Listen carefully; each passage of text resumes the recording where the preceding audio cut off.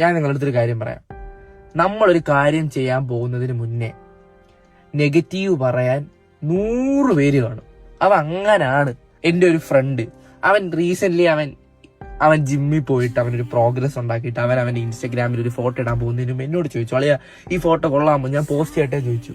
ഞാൻ പറഞ്ഞു, നീ പോസ്റ്റ് ചെയ്യ്, കൊള്ളാം, നല്ല ഫോട്ടോ, നീ സാറ്റിസ്ഫൈഡ് ആണെങ്കിൽ നീ പോസ്റ്റ് ചെയ്യ്, അല്ലെങ്കിൽ വേണ്ടളിയാ അത് വിട്, അവരെന്ത് വിചാരിക്കും, ഇവരെന്ത് വിചാരിക്കും? ഇതാണ് അവൻ എന്നോട് ചോദിക്കുന്ന ചോദ്യം. ഞാൻ നിങ്ങൾക്കൊരു കാര്യം പറയാം. നീ വിചാരിക്കുന്നുണ്ടോ നിന്റെ ചുറ്റിനും ഉള്ളവരത്ര നിന്നെ പറ്റി നല്ലത് മാത്രമാണോ പറഞ്ഞുകൊണ്ടിരിക്കുന്നതെന്ന്?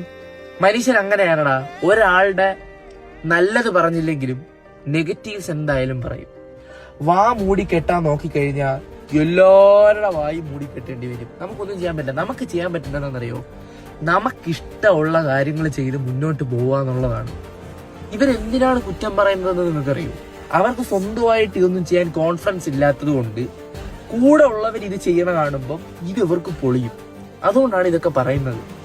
ഞാൻ നിങ്ങളെ പറയുന്നത്, നെഗറ്റീവ് പീപ്പിൾസിനെ, നെഗറ്റിവിറ്റിയെ ലൈഫിൽ നിന്ന് മാറ്റി നിർത്തണം.